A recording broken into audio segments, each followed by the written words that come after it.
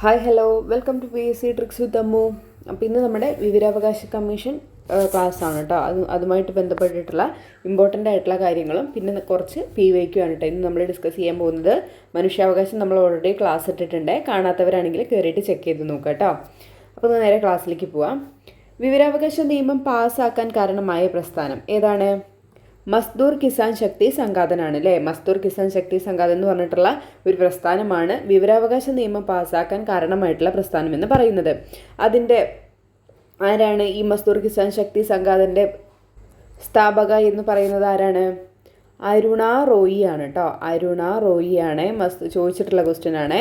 മസ്ദൂർ കിസാൻ ശക്തി സംഘാതൻ്റെ എന്താണ് സ്ഥാപക ആരാണ്? അരുണ റോയി ആണ്. വിവരാവകാശ നിയമം പാസ്സാക്കാൻ കാരണമായിട്ടുള്ള പ്രസ്ഥാനമാണ് മസ്ദൂർ കിസാൻ ശക്തി സംഘാതൻ. അതിൻ്റെ സ്ഥാപക ആരാണ്? അരുണ റോയി. ഇന്ത്യയിലെ വിവരാവകാശ നിയമത്തിൻ്റെ മുൻഗാമി എന്നറിയപ്പെടുന്നത് നിയമം ഏത്? ഇന്ത്യയിലെ വിവരാവകാശ നിയമത്തിൻ്റെ മുൻഗാമി എന്നറിയപ്പെടുന്ന നിയമം ഏതാണ്? ഫ്രീഡം ഓഫ് ഇൻഫർമേഷൻ ആക്ട് 2002 ആണല്ലേ ചോദിച്ചിട്ടുള്ളതാണ്. ഇന്ത്യയിലെ വിവരാവകാശ നിയമത്തിൻ്റെ മുൻഗാമി എന്നറിയപ്പെടുന്ന നിയമമാണ് ഫ്രീഡം ഓഫ് ഇൻഫർമേഷൻ ആക്ട് 2002 എന്ന് പറയുന്നത് അല്ലേ. ഈ വിവരാവകാശ നിയമം പാസ്സാക്കിയിട്ടുള്ള ആദ്യ സംസ്ഥാനം ഏതാണ്? തമിഴ്നാടാണ് അല്ലേ. തമിഴ്നാടാണ് വിവരാവകാശ നിയമം ആദ്യമായിട്ട് പാസ്സാക്കിയിട്ടുള്ള സംസ്ഥാനം എന്ന് പറയുന്നത്. എന്നായിരുന്നു വർഷം കൂടി ഓർത്തിരിക്കുക?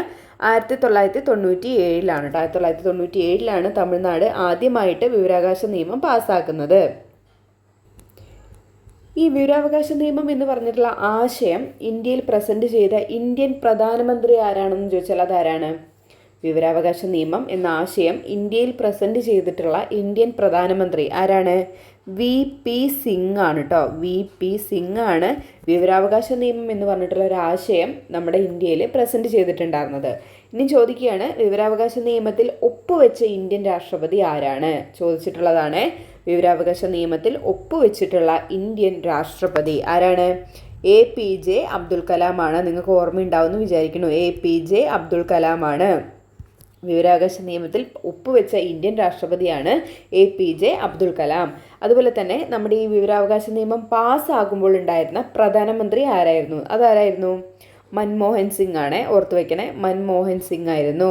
നമ്മുടെ വിവരാവകാശ നിയമം പാസ്സാകുമ്പോൾ ഉണ്ടായിരുന്ന പ്രധാനമന്ത്രി ആരായിരുന്നു? മൻമോഹൻ സിംഗ് ആണ്. വിവരാവകാശ നിയമത്തിൽ ഒപ്പുവെച്ച ഇന്ത്യൻ രാഷ്ട്രപതി ആരാണ്? APJ അബ്ദുൽ കലാം ആണ്.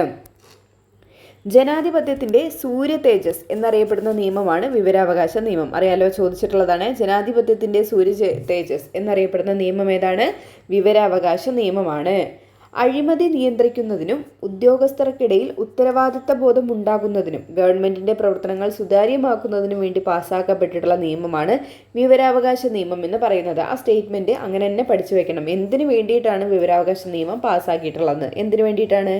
അഴിമതി നിയന്ത്രിക്കാനും ഉദ്യോഗസ്ഥർക്കിടയിൽ ഉത്തരവാദിത്ത ബോധം ഉണ്ടാക്കാനും പിന്നെന്താണ് ഗവൺമെൻറ്റിൻ്റെ പ്രവർത്തനങ്ങൾ സുതാര്യമാക്കാനും വേണ്ടിയിട്ട് പാസ്സാക്കപ്പെട്ട നിയമമാണ് ഏത് എന്ന് പറയുന്നത്?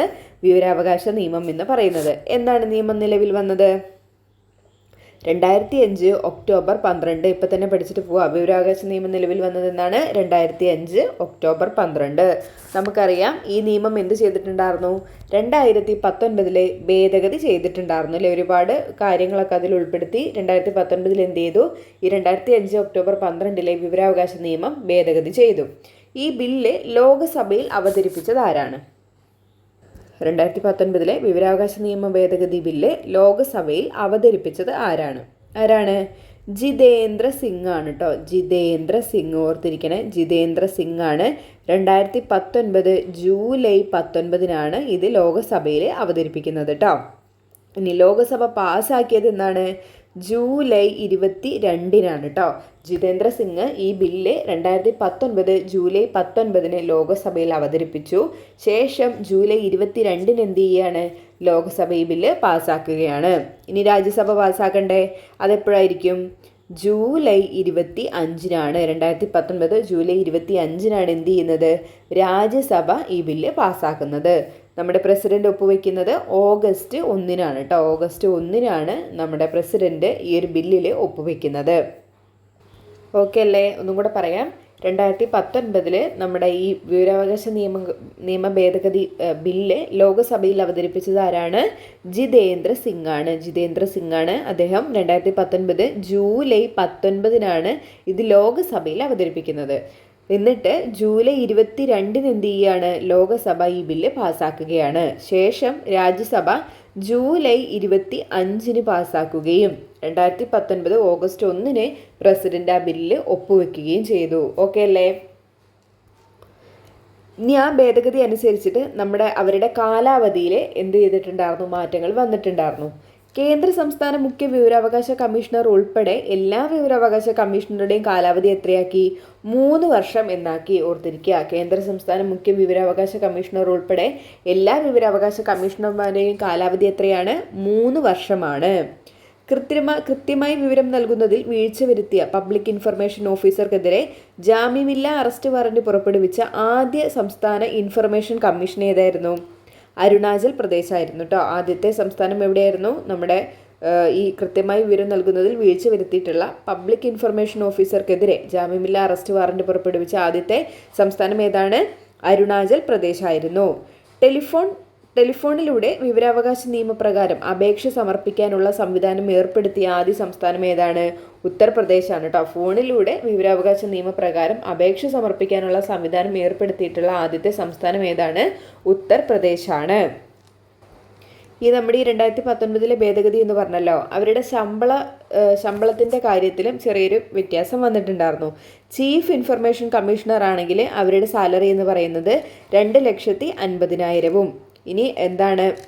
അസിസ്റ്റന്റ് ഇൻഫർമേഷൻ കമ്മീഷണർ ആണെങ്കിൽ 2,25,000 എന്തെന്ന് പറയുന്നത് ഇതായിട്ട് പറഞ്ഞിട്ടുണ്ടായിരുന്നത് കേട്ടോ. സാലറി ആയിട്ട് നിശ്ചയിച്ചിരിക്കുന്നത്. ഇൻഫർമേഷൻ കമ്മീഷണർ ആണെങ്കിൽ 2,50,000, അസിസ്റ്റന്റ് ഇൻഫർമേഷൻ കമ്മീഷണർക്കാണെങ്കിൽ 2,25,000 സാലറി എന്ന് പറയുന്നത്. ചോദിച്ചിട്ടുള്ളതാണ്, അതുകൊണ്ടാണ് പറഞ്ഞത്. ഈ വിവരാവകാശ നിയമപ്രകാരം അപേക്ഷ സമർപ്പിച്ച ആദ്യ വ്യക്തി അതാരാണ്? ഷാഹിദ് റാസ ബർണോയി ആണ് കേട്ടോ. ഷാഹിദ് റാസ ബർണോയി ആണ് ഈ വിവരാവകാശ നിയമപ്രകാരം അപേക്ഷ സമർപ്പിച്ചിട്ടുള്ള ആദ്യ വ്യക്തി എന്ന് പറയുന്നത്. ഷാഹിദ് റാസ ബർണോയി. ഒന്ന് അറിഞ്ഞിരിക്കുക കേട്ടോ. തിരിച്ചു പോകാം നമുക്ക്. ഇനി വിവരാവകാശ നിയമത്തിലെ അധ്യായങ്ങളുടെ എണ്ണം എത്രയാണ്? 6 അധ്യായങ്ങളാണ് വിവരാവകാശ നിയമത്തിലുള്ളത്. എത്ര അധ്യായങ്ങളാണുള്ളത്? 6 എണ്ണമാണുള്ളത്. വിവരാവകാശ നിയമത്തിൽ 6 അധ്യായങ്ങളാണുള്ളത്. നമുക്കതിൽ ഇമ്പോർട്ടൻ്റ് ആയിട്ടുള്ള 2 അധ്യായങ്ങൾ നോക്കാം. അധ്യായം 3 അധ്യായം 4. അധ്യായം 3 എന്താണ് പറയുന്നത്? കേന്ദ്ര വിവരാവകാശ കമ്മീഷനെ കുറിച്ചാണ് പറയുന്നത്. അധ്യായം 3 എന്താണ് പറയുന്നത്? കേന്ദ്ര വിവരാവകാശ കമ്മീഷനെ കുറിച്ചാണ് പറയുന്നത്. അധ്യായം 4 സംസ്ഥാന വിവരാവകാശ കമ്മീഷനെ കുറിച്ച് പറയുന്നു. വിവരാവകാശ നിയമത്തിലെ അധ്യായങ്ങളുടെ എണ്ണം 6 ആണ്. അതിൽ 3-ാമത്തെ അധ്യായത്തിൽ എന്ത് പറയുന്നു? കേന്ദ്ര വിവരാവകാശ കമ്മീഷനെ കുറിച്ചും അധ്യായം 4 എന്ത് പറയുന്നു? സംസ്ഥാന വിവരാവകാശ കമ്മീഷനെ കുറിച്ചുമാണ് പറയുന്നത്. ഈ 3, 4 ഓർത്തിരിക്കണം കേട്ടോ. ഇനി വിവരാവകാശ നിയമത്തിൽ എത്ര വകുപ്പുകളുണ്ട് ചോദിച്ചാൽ എത്രയാണ്? 31 വകുപ്പുകളും 2 പട്ടികകളുമാണുള്ളത് കേട്ടോ. ഈ 2 പട്ടികകൾ ചോദിച്ചിട്ടുണ്ട് കേട്ടോ. എത്ര എണ്ണമാണുള്ളത്? 2 എണ്ണമാണുള്ളത്. വിവരാവകാശ നിയമത്തിലെ അധ്യായങ്ങളുടെ എണ്ണം 6, വിവരാവകാശ നിയമത്തിലെ വകുപ്പുകളുടെ എണ്ണം ചോദിച്ചാൽ 31, പട്ടികകൾ ചോദിച്ചാൽ 2. ഇനി നമുക്ക് കുറച്ച് ഇമ്പോർട്ടൻ്റ് ആയിട്ടുള്ള വകുപ്പുകൾ നോക്കാം കേട്ടോ. സ്ഥിരമായിട്ട് ചോദിക്കുന്നതാണ്. വകുപ്പ് 2 അതിലെന്താണ്? സെക്ഷൻ 2 നിർവചനങ്ങൾ അടങ്ങിയിരിക്കുന്ന ഒരു സെക്ഷനാണ് സെക്ഷൻ 2 എന്ന് പറയുന്നത് കേട്ടോ. വിവരാവകാശ നിയമത്തിലെ സെക്ഷൻ 2 എന്താണ് ഉൾപ്പെടുത്തിയിരിക്കുന്നത്? നിർവചനങ്ങൾ അടങ്ങിയിരിക്കുന്ന ഒരു സെക്ഷനാണ് സെക്ഷൻ 2 എന്ന് പറയുന്നത്. അതിൽ തന്നെ സെക്ഷൻ 2 ക്ലോസ് എ എന്നതിൽ സമുചിത സർക്കാരിനെ കുറിച്ചാണ് പറയുന്നത്. സെക്ഷൻ 2 ക്ലോസ് എയിൽ എന്താണ് പറയുന്നത്? സമുചിത സർക്കാരിനെ കുറിച്ചാണ് പറയുന്നത്. 2F വിവരം എന്നതിന് നിർവചനം നൽകിയിരിക്കുന്ന വകുപ്പാണ് 2F എന്നുള്ളത്. ഇമ്പോർട്ടൻ്റ് ആണ് കേട്ടോ, പഠിക്കണേ. 2F എന്താണ്? വിവരം എന്നതിന് നിർവചനം നൽകിയിരിക്കുന്ന വകുപ്പാണ്. എഫിനെ നമുക്ക് ഇൻഫർമേഷൻ, വിവരം എന്നൊക്കെ പറയാം കേട്ടോ. അപ്പോൾ അതിൽ F ഉണ്ടല്ലോ അതിൽ, അങ്ങനെയൊക്കെ ഓർത്തിരിക്കുക കേട്ടോ. F എന്താണ്? 2F വിവരം എന്നതിന് നിർവചനം നൽകിയിരിക്കുന്ന വകുപ്പാണ്. 2H എന്താണ്? പൊതു അധികാര സ്ഥാനത്തെക്കുറിച്ചാണ് പറയുന്നത്. 2 ക്ലോസ് H എന്താണ്? പൊതു അധികാര സ്ഥാനത്തെക്കുറിച്ച് പറയുന്നു. അടുത്തത് ഇമ്പോർട്ടൻ്റ് ആണ്. 2 ക്ലോസ് ജെ എന്താണ്? വിവരാവകാശം എന്നതിന് നിർവചനം നൽകിയിരിക്കുന്ന വകുപ്പാണ്. വിവരാവകാശം എന്നതിന് നിർവചനം നൽകിയിരിക്കുന്ന വകുപ്പ് ഏതാണ്? 2J ആണ്. ഓർത്തിരിക്കുക, 2J ആണ്. ഈ 2Fഉം 2Jയും റിപ്പീറ്റ് ആയിട്ട് ചോദിച്ചിട്ടുണ്ട്, പഠിച്ചിരിക്കണേ. 2 കംപ്ലീറ്റ് ആയിട്ട് പഠിച്ചാൽ അത്രയും നല്ലതാണ്. സെക്ഷൻ 2 എന്താണ്? നിർവചനങ്ങൾ അടങ്ങിയിരിക്കുന്ന ഒരു സെക്ഷനാണ് സെക്ഷൻ 2 എന്ന് പറയുന്നത്. 2Fൽ എന്താണ് പറയുന്നത്? വിവരം എന്നതിന് നിർവചനം നൽകിയിരിക്കുന്ന ഒരു വകുപ്പാണ്. 2Jയിൽ എന്താണ് പറയുന്നത്? വിവരാവകാശം എന്നതിന് നിർവചനം നൽകിയിരിക്കുന്ന വകുപ്പാണ്. ഇനി എന്താണ് വകുപ്പ് 5-ൽ എന്താണ് പറയുന്നത്? അത് പബ്ലിക് ഇൻഫർമേഷൻ ഓഫീസർമാരുടെ നിയമനത്തെക്കുറിച്ചാണ് വകുപ്പ് 5-ൽ ഉൾക്കൊള്ളിച്ചിരിക്കുന്നത്. വകുപ്പ് 5-ൽ എന്താണ് ഉൾക്കൊള്ളിച്ചിരിക്കുന്നത്? പബ്ലിക് ഇൻഫർമേഷൻ ഓഫീസർമാരുടെ നിയമനത്തെക്കുറിച്ചാണ് ഉൾക്കൊള്ളിച്ചിരിക്കുന്നത്. സമയപരിധിക്കുള്ളിൽ ശരിയായ വിവരം നൽകുന്നതിൽ വീഴ്ച വരുത്തിയ പബ്ലിക് ഇൻഫർമേഷൻ ഓഫീസർ അടയ്ക്കേണ്ട പിഴ ഒരു ദിവസത്തേക്ക് 250 രൂപയും പരമാവധി 25,000 രൂപ വരെയുമാണ്. ഇമ്പോർട്ടൻ്റ് ആയിട്ടുള്ള സ്റ്റേറ്റ്മെൻ്റ് ആണ്. സമയപരിധിക്കുള്ളിൽ ശരിയായ വിവരം നൽകുന്നതിൽ വീഴ്ച വരുത്തുകയാണെങ്കിൽ പബ്ലിക് ഇൻഫർമേഷൻ ഓഫീസർ അടയ്ക്കേണ്ട പിഴ ഒരു ദിവസത്തേക്ക് എത്രയാണ്? ഒരു ദിവസം 250 രൂപയും പരമാവധി അങ്ങനെ എത്ര? 250 രൂപ പരമാവധി എത്ര രൂപ വരെ പോകും? 25,000 രൂപ വരെയുമാണ് പരമാവധി പിഴ എന്ന് പറയുന്നത്. അപേക്ഷിക്കുന്ന തീയതി മുതൽ 20 വർഷം മുൻപ് വരെയുള്ള കാര്യങ്ങൾ മാത്രമാണ് വിവരാവകാശ നിയമത്തിൻ്റെ പരിധിയിൽ വരുന്നത് കേട്ടോ. ഓർത്തിരിക്കുക, അപേക്ഷിക്കുന്ന തീയതി മുതൽ 20 വർഷം മുൻപ് വരെയുള്ള കാര്യങ്ങൾ മാത്രമായിരിക്കും വിവരാവകാശ നിയമത്തിൻ്റെ പരിധിയിൽ വരുന്നത്. ഇനി സ്ഥിരമായിട്ട് ചോദിക്കുന്നതാണ് സമയപരിധികൾ. ഇതൊക്കെ നമ്മളിതിലായിട്ട് അറിഞ്ഞിരിക്കേണ്ടതാണ്. ഇപ്പോൾ സ്റ്റേറ്റ്മെൻറ്റ് ടൈപ്പിലൊക്കെ ആയതുകൊണ്ടേ പബ്ലിക് ഇൻഫർമേഷൻ ഓഫീസർ ആണെങ്കിൽ മറുപടി ലഭിക്കേണ്ടത് എത്രയാണ്? 30 ദിവസത്തിനുള്ളിലാണ്. നമ്മൾ പബ്ലിക് ഇൻഫർമേഷൻ ഓഫീസർക്കാണ് അപേക്ഷ സമർപ്പിക്കുന്നതെങ്കിൽ നമുക്ക് മറുപടി ലഭിക്കേണ്ടത് എത്ര ദിവസത്തിനുള്ളിലാണ്? 30 ദിവസത്തിനുള്ളിലാണ്. ഓർത്തിരിക്കുക, 30 ദിവസത്തിനുള്ളിൽ. ഇനി നമ്മൾ അസിസ്റ്റൻറ്റ് ഇൻഫർമേഷൻ ഓഫീസർക്കാണെങ്കിൽ നമ്മൾ അപേക്ഷ സമർപ്പിക്കുന്നതെങ്കിൽ നമുക്ക് 35 ദിവസത്തിനുള്ളിലായിരിക്കണം മറുപടി ലഭിച്ചിരിക്കേണ്ടത്. പബ്ലിക് ഇൻഫർമേഷൻ ഓഫീസർക്കാണെങ്കിൽ 30 ദിവസവും അസിസ്റ്റൻറ്റ് പബ്ലിക് ഇൻഫർമേഷൻ ഓഫീസർക്കാണെങ്കിൽ 35 ദിവസത്തിനുള്ളിൽ നമുക്ക് മറുപടി ലഭിച്ചിരിക്കണം. ഇനി നമ്മൾ ആവശ്യപ്പെടുന്ന ഒരു വിവരം ഒരു വ്യക്തിയുടെ ജീവനെയും സ്വാതന്ത്ര്യത്തെയും സംബന്ധിച്ചുള്ളതാണെങ്കിൽ മറുപടി ലഭിക്കേണ്ടത് എപ്പോഴാണ്? 48 മണിക്കൂറിനുള്ളിൽ മറുപടി ലഭിച്ചിരിക്കണമെന്നാണ് കേട്ടോ. നമ്മൾ ആവശ്യപ്പെടുന്ന വിവരം വ്യക്തിയുടെ ജീവനെയും സ്വാതന്ത്ര്യത്തെയും സംബന്ധിച്ചിട്ടുള്ളതാണെങ്കിൽ നമുക്ക് വിവരം എപ്പോൾ ലഭിക്കണം? 48 മണിക്കൂറിനുള്ളിലാണ് നമുക്ക് മറുപടി ലഭിക്കേണ്ടത്. അത് ഇമ്പോർട്ടൻ്റ് ആണ്. അടുത്തതാണ് മൂന്നാം കക്ഷിയുടെ വിവരം ഉൾപ്പെടുന്നുവെങ്കിൽ എപ്പോഴാണ് മറുപടി ലഭിക്കേണ്ടത്? 40 ദിവസത്തിനുള്ളിലാണ് കേട്ടോ. ഈ മൂന്നാം കക്ഷിയുമായിട്ട് ബന്ധപ്പെട്ടിട്ട് ഇപ്പോൾ സ്ഥിരമായിട്ട് ക്വസ്റ്റ്യൻ പേപ്പറിൽ നമ്മുടെ വിവരാവകാശത്തു നിന്ന് സ്ഥിരമായിട്ട് വരുന്നത് ഒരു മൂന്നാം കക്ഷിയുമായിട്ട് ബന്ധപ്പെട്ടുള്ള ക്വസ്റ്റ്യൻസ് ആണ് കേട്ടോ. അപ്പോൾ ഇത് ഇമ്പോർട്ടൻ്റ് ആണ്. മൂന്നാം കക്ഷിയുടെ വിവരം ഉൾപ്പെടുന്നുവെങ്കിൽ നമ്മൾ കൊടുക്കുന്ന അപേക്ഷയിൽ മൂന്നാം കക്ഷിയുടെ വിവരങ്ങൾ ഉൾക്കൊള്ളുന്നുവെങ്കിൽ എന്താണ്? നമുക്ക് മറുപടി ലഭിക്കേണ്ടത് എപ്പോഴാണ്? 40 ദിവസത്തിൻ്റെ ഉള്ളിലാണ് കേട്ടോ. മൂന്നാം കക്ഷിയോട് അഭിപ്രായം അഭിപ്രായം ചോദിക്കാൻ വേണ്ട സമയം എത്രയാണ്? 5 ദിവസമാണ്. മൂന്നാം കക്ഷിക്ക് മറുപടി നൽകാനുള്ള സമയം എത്രയാണ്? 10 ദിവസമാണ്. മനസ്സിലായോ? മൂന്നാം കക്ഷിയോട് അഭിപ്രായം ചോദിക്കാൻ വേണ്ട സമയപരിധി എന്ന് പറയുന്നത് 5 ദിവസവും മൂന്നാം കക്ഷിക്ക് മറുപടി നൽകാനുള്ള സമയം എത്രയാണ്? 10 ദിവസവുമാണ്. ഓർത്തിരിക്കണേ. ഇനി നമുക്ക് മൂന്നാം കക്ഷിയിൽ നിന്നുള്ള വിവരത്തെക്കുറിച്ച് പ്രതിപാദിക്കുന്ന വകുപ്പ് സ്ഥിരമായിട്ട് ചോദിക്കുന്നതാണ്. ഏതാണ്? 11 ആണ് കേട്ടോ. മൂന്നാം കക്ഷിയിൽ നിന്നുള്ള വിവരത്തെക്കുറിച്ച് പ്രതിപാദിക്കുന്ന വകുപ്പ് ഏതാണ്? 11 ആണ്. മൂന്നാം കക്ഷിയിൽ നിന്നുള്ള വിവരത്തെക്കുറിച്ച് പ്രതിപാദിക്കുന്ന വകുപ്പ് ഏതാണ്? 11 ആണ്. ഓർത്തിരിക്കുക.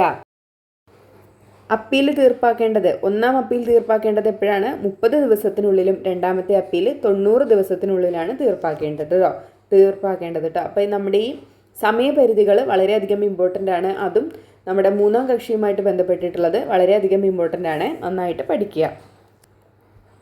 ഇനിയിപ്പോൾ സ്റ്റേറ്റ്മെൻറ്റ് ടൈപ്പിൽ കാണുന്നവരാണ് നമ്മുടെ വിവരം വെളിപ്പെടുത്തുന്നതിൽ നിന്ന് ഒഴിവാക്കിയിട്ടുള്ള കുറച്ച് കാര്യങ്ങൾ. അത് നമ്മൾ ഇമ്പോർട്ടൻ്റ് ആണ്, നമ്മൾ പഠിച്ചിരിക്കണം.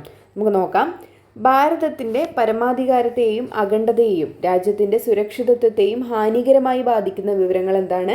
നമ്മൾ വിവരങ്ങൾ കൊടുക്കാൻ പാടില്ല എന്നാണ് കേട്ടോ. വിവരം വെളിപ്പെടുത്തുന്ന കാര്യങ്ങളിൽ നിന്ന് ഒഴിവാക്കിയിട്ടുള്ള കാര്യങ്ങളാണ് ഈ പറയുന്നത്. ഭാരതത്തിൻ്റെ പരമാധികാരത്തെയും അഖണ്ഡതയെയും പിന്നെന്താണ്? രാജ്യത്തിൻ്റെ സുരക്ഷിതത്വത്തെയും ഹാനികരമായിട്ട് ബാധിക്കുന്ന വിവരങ്ങളാണെങ്കിൽ എന്താണ്? വിവരം വെളിപ്പെടുത്തുന്നതിൽ നിന്ന് ഒഴിവാക്കിയിട്ടുണ്ട്. അതുപോലെ തന്നെ വിദേശ സർക്കാരിൽ നിന്ന് ലഭിച്ചിട്ടുള്ള രഹസ്യ വിവരങ്ങൾ മന്ത്രിസഭയുടെയും സെക്രട്ടറിമാരുടെയും മറ്റുദ്യോഗസ്ഥന്മാരുടെയും ചർച്ചകളുടെ രേഖകൾ ഉൾപ്പെടെയുള്ള ക്യാബിനറ്റ് രേഖകൾ പാർലമെൻറ്റിൻ്റെയോ സംസ്ഥാന നിയമസഭയുടെയോ വിശേഷ അവകാശത്തിൻ്റെ ഒരു ലംഘനമായി തീർന്നേക്കാവുന്ന വിവരത്തിൻ്റെ വെളിപ്പെടുത്തലുകൾ. അപ്പോൾ ഇത്രയൊക്കെയാണ് നമ്മുടെ വിവരം വെളിപ്പെടുത്തുന്നതിൽ നിന്ന് ഒഴിവാക്കിയിട്ടുള്ള വിവരങ്ങൾ എന്ന് പറയുന്നത് കേട്ടോ. ഇതിൽ ഈ മന്ത്രിസഭയുടെ ചോദിച്ചിട്ടുണ്ട്, വിദേശ സർക്കാരിലെ ഈ 4 ചോദിച്ചിട്ടുണ്ട് കേട്ടോ സ്റ്റേറ്റ്മെൻറ്റ് ടൈപ്പിൽ. അപ്പോൾ ഈ 4 നന്നായിട്ട് പഠിച്ചിരിക്കുക കേട്ടോ. ഇനി എന്തൊക്കെയാണ് വിവരാവകാശ നിയമപ്രകാരം ലഭ്യമാകുന്ന വിവരങ്ങൾ? ഇമ്പോർട്ടൻ്റ് ആണ്. വിവരാവകാശ നിയമപ്രകാരം ലഭ്യമാകുന്ന വിവരങ്ങൾ എന്തൊക്കെയാണ്? ഗവൺമെൻറ് ഓഫീസുമായി ബന്ധപ്പെട്ടിട്ടുള്ള ഫയലുകൾ, രേഖകൾ, സർക്കുലർ, ഉപദേശങ്ങൾ, കരാറുകൾ, ലോഗ് ബുക്ക്, സാമ്പിളുകൾ, പ്രമാണങ്ങൾ, മെമ്മോകൾ, ഉത്തരവുകൾ, റിപ്പോർട്ടുകൾ, പത്രക്കുറിപ്പ്, മാതൃകകൾ, അതുപോലെ തന്നെ ഇലക്ട്രോണിക് രൂപത്തിൽ കൈവശം വച്ചിരിക്കുന്ന വിവരങ്ങൾ, സ്ഥിതിവിവര കണക്കുകൾ, ഇമെയിൽ, പൊതു അധികാരികൾക്ക് ലഭ്യമാകുന്ന സ്വകാര്യ സ്ഥാപനത്തെ സംബന്ധിച്ചിട്ടുള്ള വിവരങ്ങൾ, ഇവയെല്ലാം എന്താണ്? നമ്മുടെ വിവരാവകാശ നിയമപ്രകാരം ലഭിക്കുന്ന എന്താണ് വിവരങ്ങളാണ്. ഇമ്പോർട്ടൻ്റ് ആണ് കേട്ടോ. അതൊക്കെ ജസ്റ്റ് ഒന്ന് വായിച്ചാൽ നമുക്ക് ക്ലിക്കാവുണ്ടാവും അല്ലേ. ഗവൺമെൻറ് ഓഫീസുമായിട്ട് ബന്ധപ്പെട്ടിട്ടുള്ള ഫയലുകൾ, രേഖകൾ, ഉപദേശങ്ങൾ, സർക്കുലറുകൾ, അതുപോലെ തന്നെ കരാറുകൾ, ലോഗ് ബുക്ക്, സാമ്പിളുകൾ, പ്രമാണങ്ങൾ, മെമ്മോകൾ, ഉത്തരവുകൾ, റിപ്പോർട്ടുകൾ, പത്രക്കുറിപ്പ്, മാതൃകകൾ, കൂടാതെ എന്താണ് ഇലക്ട്രോണിക് രൂപത്തിൽ കൈവശം വെച്ചിരിക്കുന്ന വിവരങ്ങൾ ചോദിച്ചിട്ടുള്ളതാണ്. സ്ഥിതിവിവര കണക്കുകൾ, ഇമെയില്, പൊതു അധികാരികൾക്ക് ലഭ്യമാക്കുന്ന പ്രൈവറ്റ് സ്ഥാപനത്തെ സംബന്ധിച്ചിട്ടുള്ള വിവരങ്ങൾ, ഇതെല്ലാം എന്ത് ചെയ്യുന്നുണ്ട്? നമുക്ക് വിവരങ്ങളായിട്ട് ലഭിക്കാവുന്നതാണ് അല്ലേ. വിവരാവകാശ നിയമപ്രകാരം നമ്മുടെ കേന്ദ്ര വിവരാവകാശ കമ്മീഷൻ രൂപീകരിച്ചിരിക്കുന്നത് എത്രാം വകുപ്പ് പ്രകാരമാണെന്ന് എന്ന് ചോദിച്ചു കഴിഞ്ഞാൽ എത്രാം വകുപ്പാണ്? 12ാം വകുപ്പ് പ്രകാരമാണ് കേട്ടോ. 2005 12ാം വകുപ്പ് പ്രകാരമാണ് കേന്ദ്ര വിവരാവകാശ കമ്മീഷൻ രൂപീകരിച്ചിരിക്കുന്നത്. ഓർത്തിരിക്കണേ, 2005 12ാം വകുപ്പ് പ്രകാരമാണ് കേന്ദ്ര വിവരാവകാശ കമ്മീഷൻ രൂപീകരിച്ചിരിക്കുന്നത്. ആസ്ഥാനം എവിടെയാണ്? CIC ഭവൻ, ന്യൂഡൽഹി. ആസ്ഥാനം എവിടെയാണ്? CIC ഭവൻ, ന്യൂഡൽഹി. കേന്ദ്ര ചീഫ് ഇൻഫർമേഷൻ കമ്മീഷണറും 10ൽ കൂടാത്ത ഇൻഫർമേഷൻ കമ്മീഷണറും അടങ്ങുന്നതാണ് കേന്ദ്ര വിവരാവകാശ കമ്മീഷൻ എന്ന് പറയുന്നത്. അപ്പോൾ എങ്ങനെയാണ് അതിൻ്റെ ഘടന വരുന്നത്? കേന്ദ്ര ചീഫ് ഇൻഫർമേഷൻ കമ്മീഷണറും 10ൽ കൂടാത്ത ഇൻഫർമേഷൻ കമ്മീഷണർമാരും അടങ്ങുന്നതാണ് കേന്ദ്ര വിവരാവകാശ കമ്മീഷൻ എന്ന് പറയുന്നത് കേട്ടോ. ഈ സ്റ്റേറ്റ്മെൻറ്റ് അങ്ങനെ തന്നെ ചോദിച്ചിട്ടുണ്ട്. അപ്പോൾ 10ൽ കൂടാത്ത ഇൻഫർമേഷൻ കമ്മീഷണർമാരാണ്, കൂടാതെ ചീഫ് ഇൻഫർമേഷൻ കമ്മീഷണറും. ഇതാണ് കേന്ദ്ര വിവരാവകാശ കമ്മീഷൻ്റെ ഘടന എന്ന് പറയുന്നത്. ഇനി നമുക്ക് നോക്കാം നമ്മുടെ കേന്ദ്ര മുഖ്യ വിവരാവകാശ കമ്മീഷണർമാരെയും തിരഞ്ഞെടുക്കുന്ന കമ്മിറ്റിയിലെ അംഗങ്ങൾ ആരൊക്കെയാണെന്ന്. നിർബന്ധമായിട്ടും പഠിച്ചിരിക്കേണ്ടതാണ്. ആരൊക്കെയാണ്? പ്രധാനമന്ത്രി അധ്യക്ഷനായിരിക്കും. പിന്നെ ആരാണ്? ലോകസഭാ പ്രതിപക്ഷ നേതാവ്, പ്രധാനമന്ത്രി നാമനിർദ്ദേശം ചെയ്യുന്ന ഒരു ക്യാബിനറ്റ് മന്ത്രി. ഈ 3 അംഗ സമിതിയാണ് കേന്ദ്ര മുഖ്യ വിവരാവകാശ കമ്മീഷണർമാരെയും തിരഞ്ഞെടുക്കുന്നത്. ആരൊക്കെയാണ്? പ്രധാനമന്ത്രി, ലോകസഭാ പ്രതിപക്ഷ നേതാവ്, പ്രധാനമന്ത്രി നാമനിർദ്ദേശം ചെയ്യുന്ന ഒരു ക്യാബിനറ്റ് മന്ത്രി. കേന്ദ്ര മുഖ്യ വിവരാവകാശ കമ്മീഷണറെയും നിയമിക്കുന്നത് ആരാണ്? പ്രസിഡൻ്റാണ്. കേന്ദ്ര മുഖ്യ വിവരാവകാശ കമ്മീഷണർമാരെയും നിയമിക്കുന്നത് പ്രസിഡൻ്റാണ്. നീക്കം ചെയ്യുന്നതും ആര് തന്നെയാണ്? പ്രസിഡൻ്റാണ്. രാജിക്കത്ത് സമർപ്പിക്കുന്നതും ആർക്കാണ്? പ്രസിഡന്റിനാണ്. അപ്പോൾ ഇവിടെ എന്താണ്? എല്ലാം പ്രസിഡന്റിനാണ് കേട്ടോ. നിയമിക്കുന്നതും പ്രസിഡന്റാണ്, നീക്കം ചെയ്യുന്നതും പ്രസിഡന്റാണ്, അവർ രാജിക്കത്ത് നൽകേണ്ടതും ആർക്ക് തന്നെയാണ്? പ്രസിഡന്റിനാണ്. ഇനി കേന്ദ്ര മുഖ്യ വിവരാവകാശ കമ്മീഷണറായ ആദ്യ വ്യക്തി അതാരാണ്? വജാഹത്ത് ഹബീബുള്ളയാണ് കേട്ടോ. വജാഹത്ത് ഹബീബുള്ളയാണ് കേന്ദ്ര മുഖ്യ വിവരാവകാശ കമ്മീഷണറായിട്ടുള്ള ആദ്യ വ്യക്തി എന്ന് പറയുന്നത്. ആദ്യ വനിത ആരാണ്? ദീപക് സന്ധു ആണ് കേട്ടോ. ആദ്യ വനിത ആരാണ്? ദീപക് സന്ധു ആണ്. രണ്ടാമത്തെ വനിത ചോദിച്ചാൽ അത് സുഷമ സിംഗ് ആണ് കേട്ടോ. രണ്ടുപേരെയും ചോദിച്ചിട്ടുണ്ട്. ദീപക് സന്ധു, രണ്ടാമത്തത് സുഷമ സിംഗ്. ആ ഓർഡറിൽ തന്നെ പഠിക്കുക കേട്ടോ. ആദ്യത്തെ വ്യക്തി ആരാണ്? വജാഹത്ത് ഹബീബുള്ളയാണ്. ആദ്യത്തെ വനിത ചോദിച്ചു കഴിഞ്ഞാൽ അത് ദീപക് സന്ധു ആണ്. രണ്ടാമത്തെ വനിത ചോദിച്ചു കഴിഞ്ഞാൽ അതാരാണ്? സുഷമ സിംഗ് ആണ്. എന്നാ പറയൂ, നിലവിലെ മുഖ്യ വിവരാവകാശ കമ്മീഷണർ ആരാണ്? രാജ്കുമാർ ഗോയലാണ് കേട്ടോ. നിലവിലെ മുഖ്യ വിവരാവകാശ കമ്മീഷണർ ആരാണ്? രാജ്കുമാർ ഗോയലാണ്. ഇനി നമുക്ക് പോവാം നമ്മുടെ കേരള സംസ്ഥാന വിവരാവകാശ കമ്മീഷൻ. കേരള സംസ്ഥാന വിവരാവകാശ കമ്മീഷൻ രൂപീകൃതമായതെന്നാണ് 2005 ഡിസംബർ 19 കേരള സംസ്ഥാന വിവരാവകാശ കമ്മീഷൻ എന്നാണ് രൂപീകൃതമായത്? 2005 ഡിസംബർ 19. ഇമ്പോർട്ടൻ്റ് ആണ്. ഘടന എങ്ങനെയാണ്? സംസ്ഥാന ചീഫ് ഇൻഫർമേഷൻ കമ്മീഷണറും 10ൽ കൂടാത്ത ഇൻഫർമേഷൻ കമ്മീഷണർമാരും, അവിടെ പോലെ തന്നെ നമ്മുടെ കേന്ദ്രത്തിലെ പോലെ തന്നെ സംസ്ഥാന ചീഫ് ഇൻഫർമേഷൻ കമ്മീഷണറും കൂടാതെ എന്താണ് 10ൽ കൂടാത്ത ഇൻഫർമേഷൻ കമ്മീഷണർമാരും അടങ്ങുന്നതാണ് കേരള സംസ്ഥാന വിവരാവകാശ കമ്മീഷന്റെ ഘടന എന്ന് പറയുന്നത്. ഇനി കേന്ദ്ര മുഖ്യ വിവരാവകാശ കമ്മീഷണറെയും കമ്മീഷണർ അംഗങ്ങളെയും തിരഞ്ഞെടുക്കുന്ന കമ്മിറ്റിയിലെ അംഗങ്ങൾ ആരൊക്കെയാണ്? മുഖ്യമന്ത്രി ആയിരിക്കും അധ്യക്ഷൻ എന്ന് പറയുന്നത്. കൂടാതെ സംസ്ഥാന നിയമസഭയിലെ പ്രതിപക്ഷ നേതാവ്, മുഖ്യമന്ത്രി നാമനിർദ്ദേശം ചെയ്യുന്നൊരു ക്യാബിനറ്റ് മന്ത്രി. പഠിച്ചിരിക്കണേ, ആരൊക്കെയാണ്? മുഖ്യമന്ത്രി, സംസ്ഥാന നിയമസഭയിലെ പ്രതിപക്ഷ നേതാവ്, മുഖ്യമന്ത്രി നാമനിർദ്ദേശം ചെയ്യുന്നൊരു ക്യാബിനറ്റ് മന്ത്രി. ഈ 3 അംഗ സമിതിയാണ് നമ്മുടെ കേരള സംസ്ഥാന വിവരാവകാശ കമ്മീഷണറെയും കമ്മീഷണർമാരെയും തിരഞ്ഞെടുക്കുന്ന കമ്മിറ്റിയിലെ അംഗങ്ങൾ എന്ന് പറയുന്നത്. ഇനി ആരാണ് നിയമിക്കുന്നത്? കേരള സംസ്ഥാന വിവരാവകാശ കമ്മീഷണറെ നിയമിക്കുന്നത് ആരാണ്? ഗവർണറാണ്. സത്യപ്രതിജ്ഞ ചെയ്യുന്നത് ആർക്ക് മുമ്പാകെയാണ്? ഗവർണർക്ക് മുമ്പാകെയാണ്. രാജിക്കത്ത് സമർപ്പിക്കുന്നത് ആർക്കാണ്? ഗവർണർക്കാണ്. നീക്കം ചെയ്യുന്നതും ആരാണ്? ഗവർണറാണ്. നമ്മുടെ ഇവിടെ പ്രസിഡന്റ് ഒന്നും വരുന്നില്ല, ഇവിടെ എല്ലാം ആരാണ് ചെയ്യുന്നത്? ഗവർണറാണ് ചെയ്യുന്നത്. കേരളത്തിലെ ആദ്യത്തെ ചീഫ് ഇൻഫർമേഷൻ ഓഫീസർ ആരാണ്? പാലാട്ട് മോഹൻദാസ് ആണ്. കേരളത്തിലെ ആദ്യത്തെ ചീഫ് ഇൻഫർമേഷൻ ഓഫീസർ ആരാണ്? പാലാട്ട് മോഹൻദാസ് ആണ്. എന്നാൽ പറയൂ, നിലവിലെ കേരള ചീഫ് ഇൻഫർമേഷൻ ഓഫീസർ ആരാണ്? ഹരി വി നായർ ആണ് അല്ലേ? നിലവിലെ കേരള ചീഫ് ഇൻഫർമേഷൻ ഓഫീസർ ആരാണ്? വി ഹരി നായർ ആണ്. കാലാവധി എങ്ങനെയാണ്? കാലാവധി 3 വർഷം 65 വയസ്സാണ്. കേരള സംസ്ഥാന മുഖ്യ വിവരാവകാശ കമ്മീഷണറെയും അംഗങ്ങളുടെയും കാലാവധി എങ്ങനെയാണ്? 3 വർഷം 65 വയസ്സാണ്. 3 വർഷം 65 വയസ്സ്.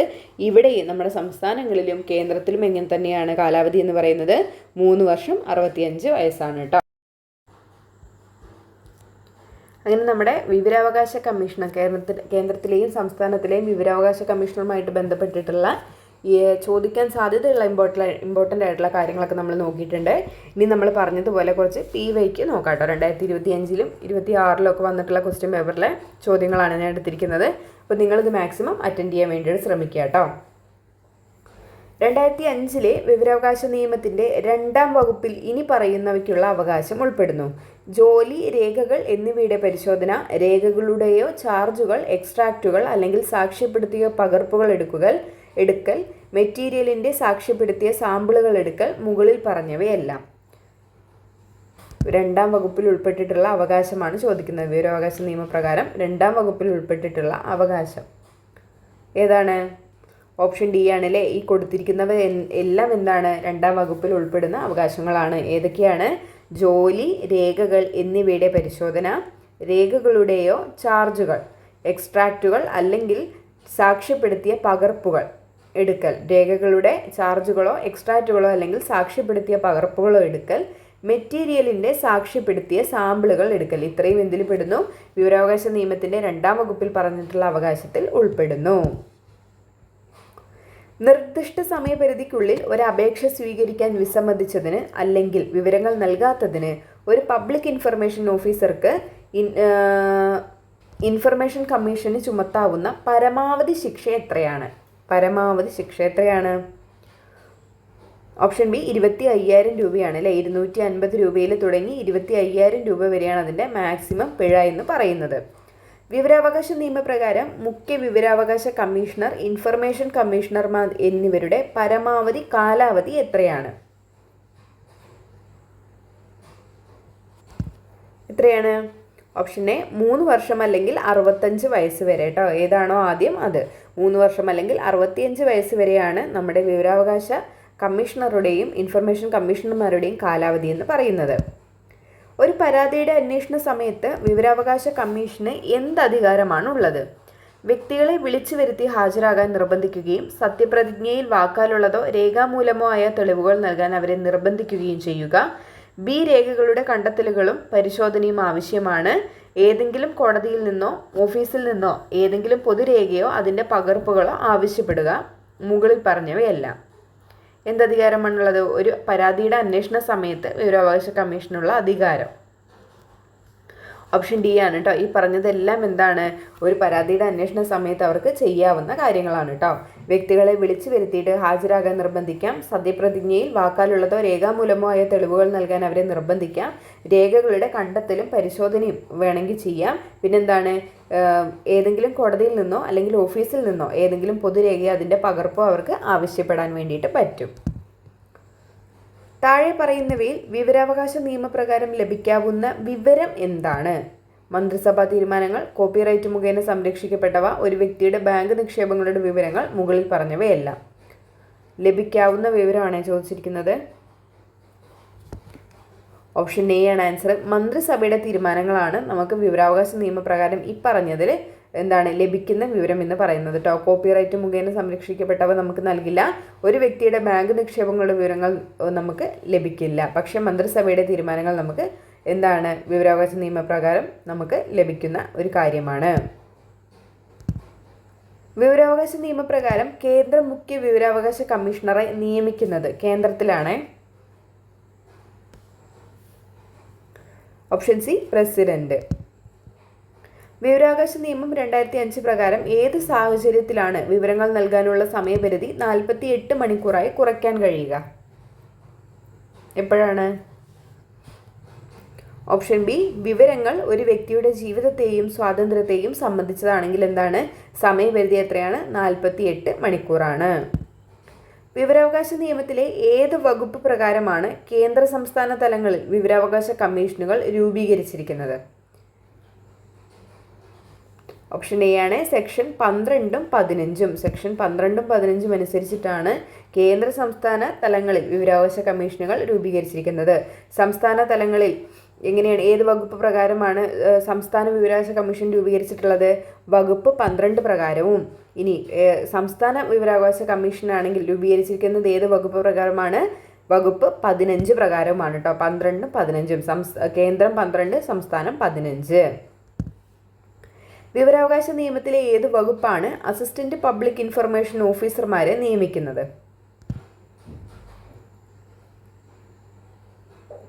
ഓപ്ഷൻ സി വകുപ്പ് 5(2) ആണ് കേട്ടോ. 5(2) പ്രകാരമാണ് എന്ത് ചെയ്യുന്നത്? അസിസ്റ്റന്റ് പബ്ലിക് ഇൻഫർമേഷൻ ഓഫീസർമാരെ നിയമിക്കുന്നത്.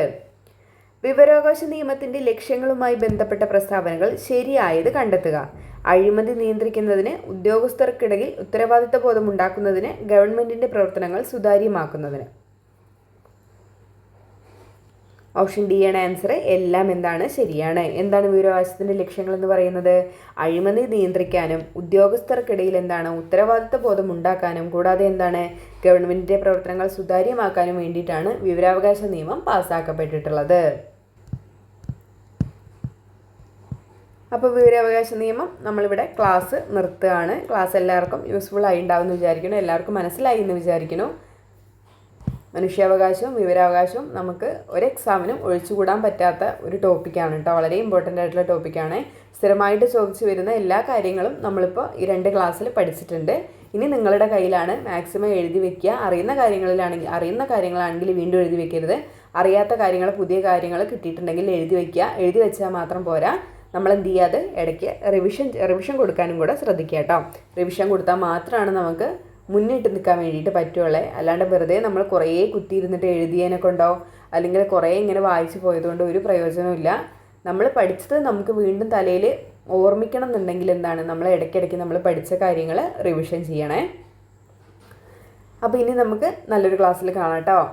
നിങ്ങൾ ക്ലാസ് ഇഷ്ടമാവുകയാണെങ്കിൽ എപ്പോഴും പറയണ പോലെ ലൈക്ക് ചെയ്യാനും നിങ്ങളുടെ അഭിപ്രായങ്ങൾ കമൻറ്റ് ചെയ്യാനും മറക്കരുതേ. അപ്പം നല്ലൊരു ക്ലാസ്സിൽ കാണാം കേട്ടോ. മനുഷ്യാവകാശം കാണാത്തവരുണ്ടെങ്കിൽ കയറിയിട്ട് കാണാം കേട്ടോ. നല്ല ക്ലാസ്സാണ്. അത്യാവശ്യം എല്ലാ പോയിന്റും ഞാനതിൽ ഉൾപ്പെടുത്തിയിട്ടുണ്ട്. അപ്പം ടാറ്റ.